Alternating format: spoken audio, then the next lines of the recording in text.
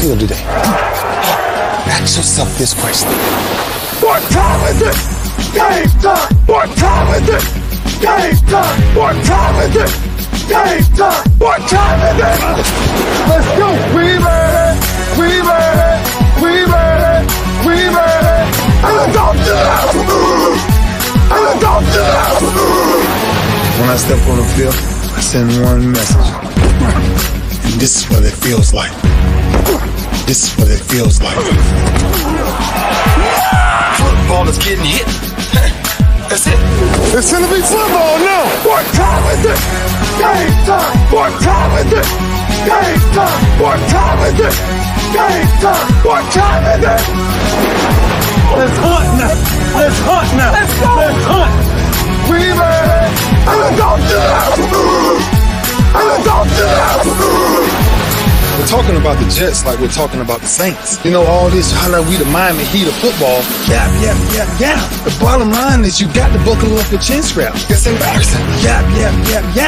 Don't disrespect the game like that. There's too much crying from them. He's a man. They can be hit just like us. He's a man. You already make the big money. He's a man. Don't cry when you step on the field, man. That's war out there. When I step on the field, I send one message. And this is what it feels like. Oh, my bad. Your bad don't work in my world. What time is it? Game time. What time is it? Game time. What time is it? Game time. What time is it? Let's go. Let's go. Let's go. We made it. And let's go to that. And let's go to that. It's a wrap. Game over.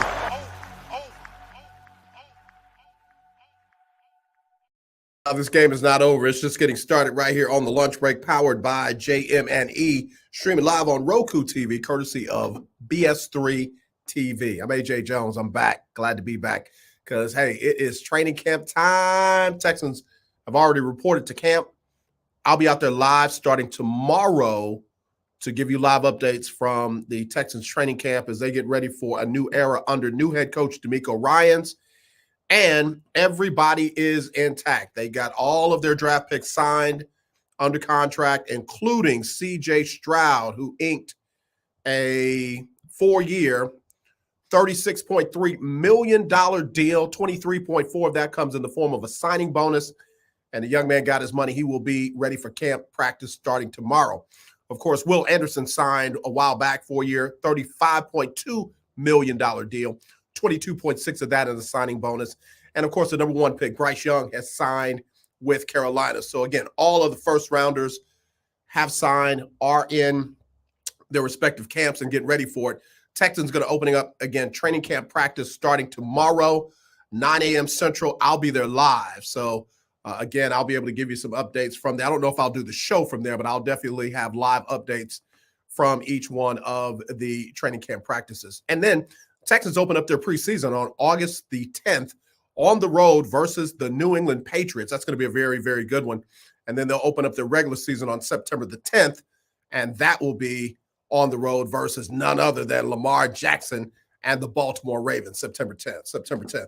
But if you are really craving for some football, we got some that's going to be coming up very, very soon. The first preseason game will be coming up on, I believe it's August the 3rd. August the 3rd, the Cleveland Browns will host the New York Jets with you-know-who at quarterback. So that one's going to be very, very interesting. So, again, man, football time is here. I'm ready. I'm ready to get it in. So for all y'all who want to talk your team, I know y'all want to talk some baseball. I know y'all still want to talk basketball, but, hey, it's football season now, man. It's time to get it in and let's go. So go ahead and hit me up. You want to talk about your Cowboys. You want to talk about your Tampa Bay Buccaneers with their new offensive coordinator, new quarterback who hopefully will not be you-know-who down there, Baker Mayfield. If you want to talk about the Cowboys, of course, got to get that in. I'm expecting them to have a better year than they had last year, and they had a pretty doggone good year last year. I still don't think they're going to get over the hump of the Philadelphia Eagles, but I expect them to be the number 2 team in the NFC East and also a playoff team coming out as a wild card. So we'll see how all those things play out. Let's go ahead and get our first break right here on the lunch break, powered by JM&E, streaming live on Roku TV, courtesy of BS3 TV. This is a BS3 network presentation. Politics. They'll write the law, but they'll enforce it differently. Is that going to apply both ways? Religion. God never said that we can't reason together. Matter of fact, he said, let us sit and reason together. Relationship. I believe that everybody wants and needs somebody. From a man's perspective. They say, girls, if I put some polish on that and get him to buy some different clothes, girl, he could be a winner chicken dinner. Join the thought engineer. There's nothing wrong with me developing my piece and you developing your piece, but understand the goal is to come together. And comedian John Yogi. Negro, I don't need you putting on no chapstick up there in the pulpit. You do that over there in your chair. Get ready for Man Talk Monday. Woo! Live every Monday at 7 p.m. Central.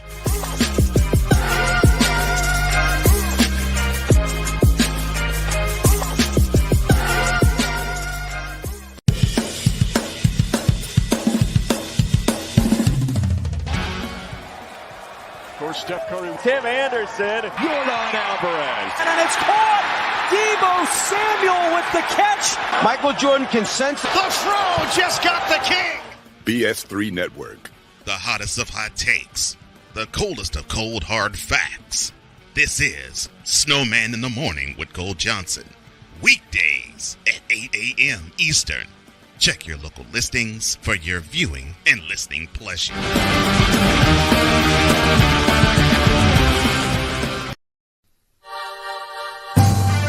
My name is JM&E, and I won $500 on the lunch break for keeping up with the Jonas Bracket Challenge.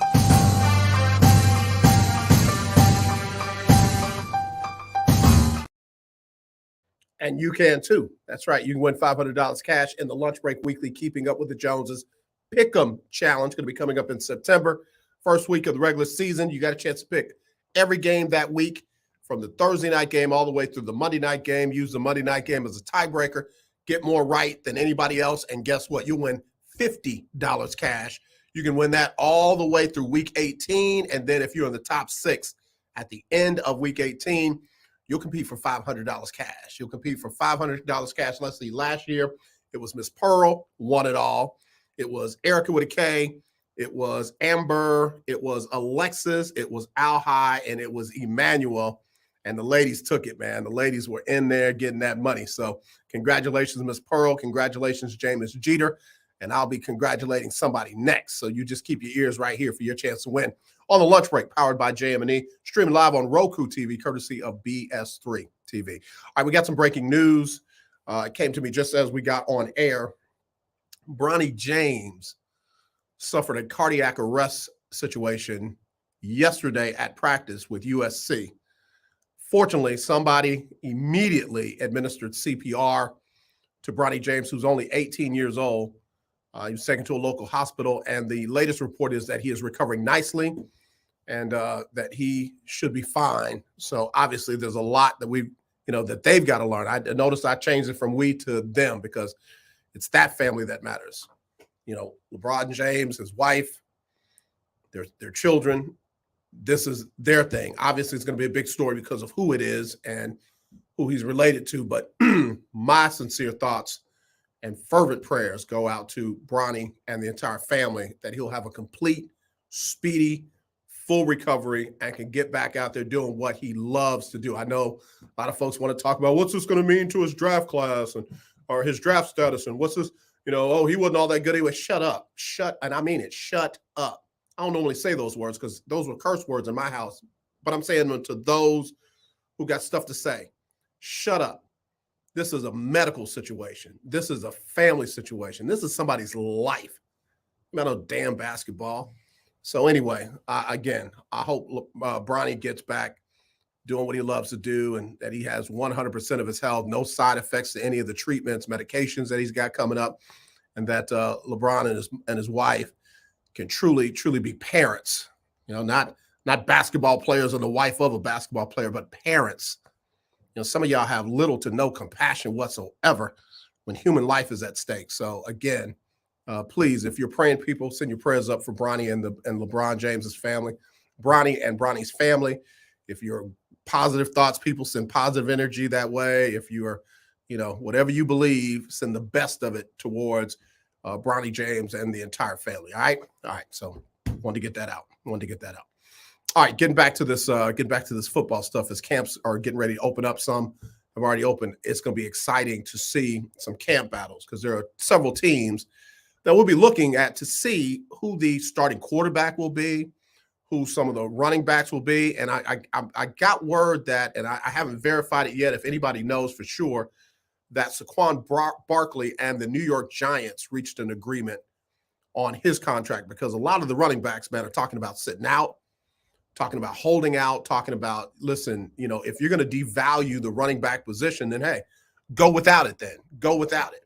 So, we'll see how that works out. I hope that that's true. Again, I haven't gotten back from my sources yet, whether that's in fact true that Saquon Barkley and the New York Giants has reached an agreement. But again, there are other running backs around the country that, man, they've been treated like they just ain't it. Like they just are not a valuable part of the team. So we'll see how all that plays out. But again, those will be some of the things that will come out of these camps. And then we'll be looking at a lot of the first-year head coaches and the second-year head coaches to see how they can turn it around or get it started in their new situations. That's, again, one of the things I'll be looking at with the Houston Texans. So we'll see how all that plays out.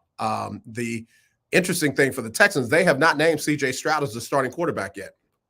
Right now, the battle is still wide open between Davis Mills, C.J. Stroud, and I guess even Case Keenum. So we'll see. I did kind of change my perspective a little bit on C.J. Stroud being the day one starter, because someone brought up a very good point. We don't know if this newly revamped offensive line is going to be able to protect C.J. Stroud. And the last thing you want to do is get a true franchise-type quarterback out there and get him hurt or get him gun-shy in his first year in the league. So if you need to send, and no shade to Davis Mills' family, his mama, his wife, his daddy, and them, but if you need to send Davis Mills out there, he's used to playing behind a suspect offensive line. If you need to send him out there for 3-4 games and get that thing locked in, and then switch over to C.J. Stroud, then do that. That's something that I could be open to. But I really believe and want C.J. Stroud to be the day one starter. That's my desire, because again, you know what you got in Davis Mills. Let's see what you got with a legit franchise-type quarterback with C.J. Stroud. So, again, I will be breaking him down. I'll be breaking down his mechanics. I'll be breaking down his timing. I'll be breaking down his ability to read situations. I did that a couple of years ago with Davis Mills, and I came out with exactly what we saw out of him, marginal. And a lot of my colleagues were like, oh, no, he's this, he's that, and he had a couple of good games, and then, oh, yeah, I told you, Yeah, overall, final grade, marginal. Very slow on the read, not able to really throw guys open. A lot of time in the pocket, needed a lot of time in the pocket. So is the offensive line really that bad, or is Davis Mills just taking too long to process or figure out or make a play, whatever the case may be? What I graded him as is what it ended up being. And I'll do the same with C.J. Stroud starting tomorrow. All right, let me take a break. Be right back with more right after this on the lunch break, powered by JM&E, streaming live on Roku TV, courtesy of BS3 TV. What do you get when you watch or listen to the Life Happens podcast? Well, I'll let them tell you. Kim and I are both ministers of the gospel, and what Life Happens podcast is a beautiful balance by simply taking our spirituality with real life and merging it together to create a beautiful balance. And that's what we do. BS3 Network proudly presents Life Happens podcast, where Christianity and life intersect. Live every Wednesday at 7 p.m. Central.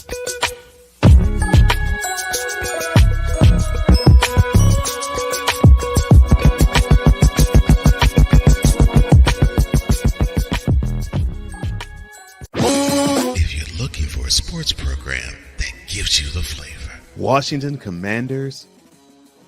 Really? This whole thing stinks to high heaven. That pulls no punches. Thuggish act. by a thuggish actor. That gives you some humor. Praise everything LeBron does and never criticize it. If you want a show that gives you good times, then this is that show. BS3 Network proudly presents. I am Cole Johnson, and welcome to Cole Sports with a Z. Every Friday on Patreon and every Saturday on YouTube, Spreaker, and all other outlets. When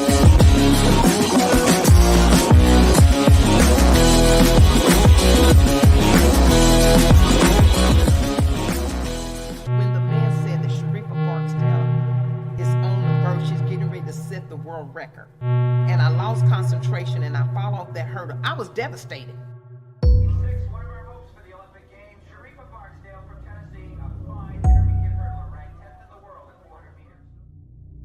Posición game ball de Canadá, dominando la prueba y la estadounidense Sharifa Barksdale está en. When I fell over that hurdle, it ended my career. And then all of a sudden, my coach grabs me by the throat. And I was going through some paperwork and seeing that he had spent 10 years in prison. And I was just like floored. It turned to domestic violence. I was terrified. So if I left, I don't know if I was going to die. My family didn't know if they was going to get a phone call to say that Sharifa was dead. 8910 radio, I said a vehicle took a shot at me. Southbound on East 95th. Broke the U.S. record in the 400-meter hurdles. Represented the United States of America. Imagine being on the biggest, fastest roller coaster that you have ever been on. That's the way my life was for 20 years.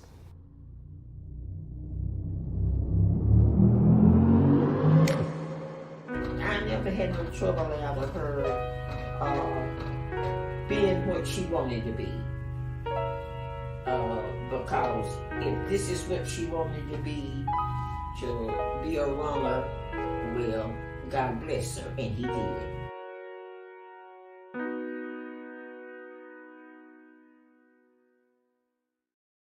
All right, y'all. I'm back here on the lunch break, powered by JM&E. Streaming live on Roku TV, courtesy of BS3 TV. And on Talking Team Tuesday, I'm talking Team Dr. Sharifa Barksdale. Because, man, I tell you, what a powerful story she has. What an awesome opportunity to work with her and Javar and Gentel, affectionately known as Grits. What's up, Grits? Also, good folks like Big Mike Riggins, and the JM&E team. Just glad to be a part of the family. All right, let's go ahead and get ready to get into this thing and get into it some more. Just got word that the NFL will have the Orlando host the 2024 Pro Bowl game presented by one of the phone companies. I got to say, the Pro Bowl last year was a lot better than Pro Bowls have been in a long time. The skills competition and the other events surrounding that were a lot better than the horrible game that they have been trying to present to others as an exhibition of their league's talent. It was anything but that. So I think this is the way to go for right now. I hope they tweak it a little bit to make it even more interesting and compelling, but playing the game itself is just not necessary. Again, do it just like you do the All-Pro announcement. They don't play an All-Pro game. You announce who got it and you celebrate them. That's exactly what they need to do with the Pro Bowl when it comes to playing that game. So flag is great. The exhibition is great. The skills competition is great and all that, but trying to play that game, man, it's just like horrible. Worst of all mid-season exhibitions or end-of-year exhibitions, whatever you want to call it, for any league, bar none. Little League is better than that damn Pro Bowl.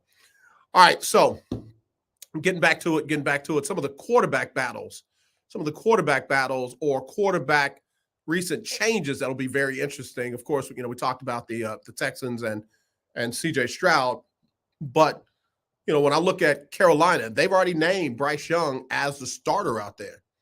And is that going to be a situation where they're going to roll with him no matter what happens, come what may, let the young man make his mistakes, get back in there and go from there? Or is it going to be a situation where he's always having to look over his shoulder because they're trying to bring in, another quarterback because of his mistakes? I say let the young man play. Obviously, there's no more quarterback controversy in New York with the Jets. There's no controversy with the Giants. There's no controversy with the Cowboys.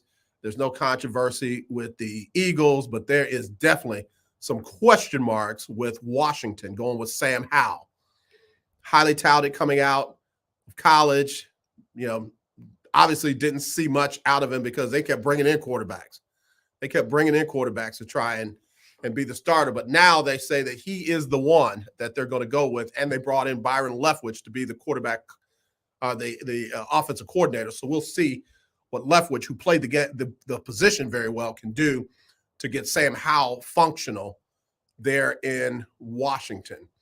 Again, if we look at the AFC East, no controversy with Buffalo, no controversy with Miami. I guess no controversy with New England. I think there should be. I definitely think that there should be. I think that Zappe played well enough to be considered the starter. All this Mac Jones talk in the offseason and everything like that. Mac Jones to me was a attitudinal embarrassment. Skills aside, the way the young man handled himself with his attitude was an embarrassment. It's not what you expect a New England Patriots quarterback to carry himself. And I don't care if he was 100% right. It was the delivery of the message that was embarrassing. In my opinion, again, I don't care what anybody else thinks. It's not our opinion. It's my opinion. He was an attitudinal embarrassment. And that's a lack of maturity. That's a lack of professionalism. And those are the kind of things that need to be fixed before that young man will have any consistent measure of success. And just amening everything that he did and why he did it. And, oh, yeah, that's just passion, everything like that. Baby, I don't care how much you cover up dirt. It's eventually going to get out and be what? Dirty.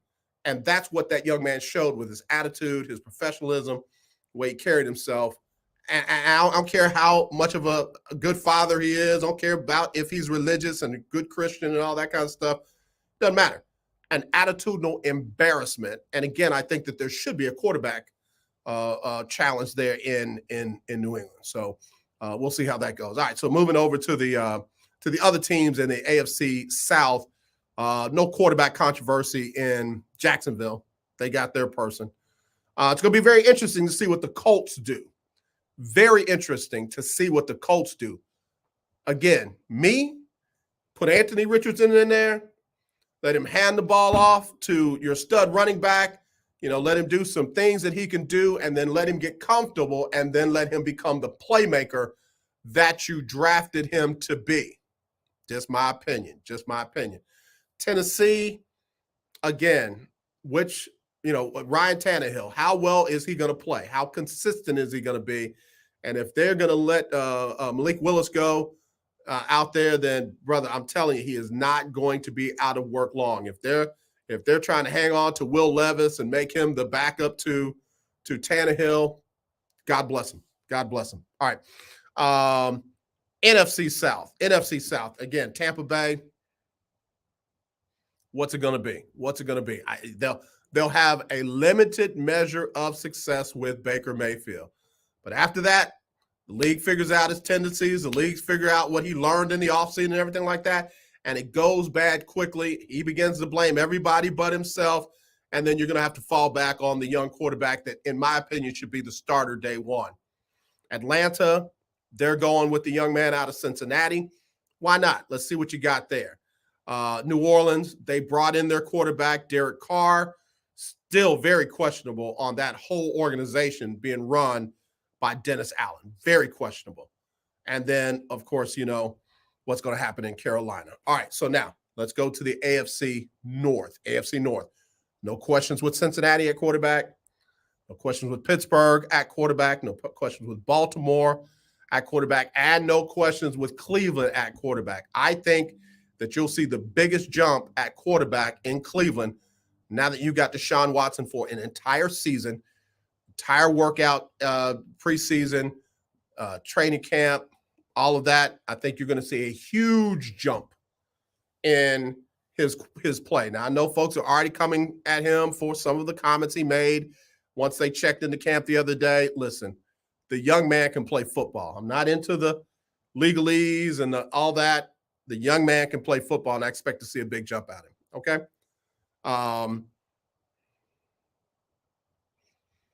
I said NFC North. That's AFC North. NFC North with the Minnesota Vikings, of course. No issues there at quarterback. Of course, Chicago. See if Justin Fields can make the next big step. Detroit, I think they're going to be fine with what they're doing. Jared Goff. Again, the question is going to be Jordan Love. Jordan Love. Going to be some questions. So we'll see. A lot of the players are coming to his defense, talking about how great he looks, how poised he is and stuff like that. Great that they're talking him up and surrounding him as a team, but got to see him do it. Got to see him do it. I think he's got a big, something off his back with the former quarterback up there not being there. So let the young man play. Let's see what he can do. Matt LaFleur, you be you. Give that young man something that he can work with and go from there. All right, let's go out to the AFC West. Again, no issues with Kansas City. None whatsoever. None whatsoever. And then Denver, I think you're going to see a different Russell Wilson now that you got Sean Payton out there. I expect him to have the biggest jump at quarterback there. Oakland, I don't know what they're doing. Don't know what they're doing. I know Jimmy Garoppolo got cleared and should be ready for camp and everything like that, but still, don't know. Don't know. And then the Chargers, no issues at quarterback there. I expect them to make a big jump. On the NFC West side, Seattle, can Geno Smith do it again? Can Geno Smith do it again? San Francisco, questions. Can the second-year player, Brock Purdy, can he have a duplicate year to he had as a rookie, but for a full season? We'll see. I hope so. I do. I like Brock Purdy. I like the story that they created there in San Francisco. But again, DeMeco Ryans not being there, it's going to be very interesting. And then, of course, you've got the Arizona Cardinals. I think they're going to be in trouble. And I feel bad for Kyler Murray because he's going to take all the brunt of it, and it's not him. That's a trash organization with trash leadership, had a trash head coach, and, you had players that were hurt and what have you, and you expected that young man to do miracles, and he just couldn't do it. So we'll see how all that plays out. But again, I'll have it live from Houston tomorrow, Houston Texans training camp. I'll be checking in with my colleagues around the country, getting training camp news from them. We'll try and get Carolina Blitz back on, Vashti Hurt, try and get some of my other guys on from the perspective. And of course, I'll be hollering at King Doc and them up there with the Cowboys and everything. But we're going to be bringing it to you live as training camp gets started right now. All right, let me get ready to get out of here again. Sincere thoughts and prayers going out to Bronny James, to the family. Bronny James had a cardiac arrest incident yesterday on court with the USC Fighting Trojans. So please, again, this ain't basketball. This is life. This is family. Keep them in your prayers. All right. As always, let's not be divided. Let's be united. I truly do love you. There is nothing you can do about it except tune in tomorrow for Winning Wednesday. And hey, man, y'all have a great rest of your day. We'll talk to you soon. All right. All right. We'll be back.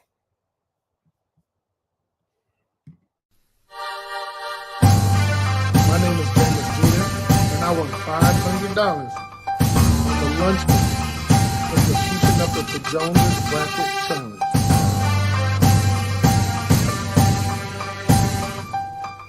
Sybil Wilkes with what you need to know. Today, it's Tuesday, July 25th, 2023. Number 1. President Joe Biden will sign a proclamation Tuesday establishing a national monument at 3 locations, Illinois and Mississippi, honoring Emmett Till and his mother, Mrs. Mamie Till Mobley, on what would have been Emmett Till's 82nd birthday. Emmett was just 14 years old when he was abducted from his uncle's Mississippi home, tortured, and killed. He was falsely accused of touching a white woman working as a clerk in her husband's store in 1955. The woman, identified as Carolyn Bryant, later recanted the accusation. Number 2, the administration of Mayor Eric Adams in New York City is advocating for federal reparations to address health and wealth disparities among Black New Yorkers. The report aims to provide closure for historical federal, state, and local policies that have contributed to the lack of equitable access to wealth and wealth-building opportunities for Black Americans. Overall, the debate surrounding reparations and addressing racial disparities in New York City remains contentious, with contrasting views on its relevance to public health and the responsibility of the government to address historical injustices. Number 3, stroke risk more than doubles for African Americans who smoke compared to their non-smoking peers, according to a new study. Researchers reviewed more than a decade of data from participants in the Jackson Heart Study, the largest in the U.S., assessing cardiovascular risk factors among African Americans. The study found stroke risk was 2.5 times higher for current smokers compared with never smokers, and increased 2.3 times for people who smoked 1 to 19 cigarettes a day, and 2.8 times for those who smoked more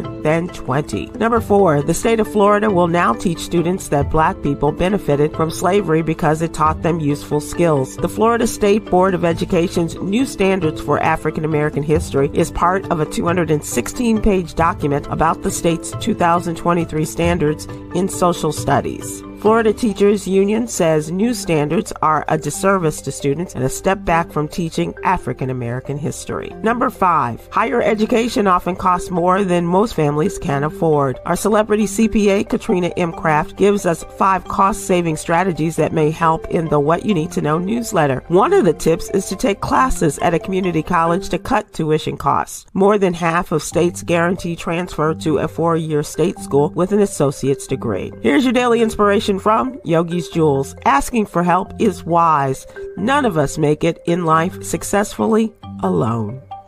Join me Tuesday live on YouTube and Facebook at 7 p.m. Eastern, 6 p.m. Central with comedian Damon Williams, contributor Cameron Riley, and producer Ahmed Gordon, and special guest AJ Joyner, founder of Blooksy, as we discuss today's top headlines and more. Thank you to our What You Need to Know partners, the American Heart Association.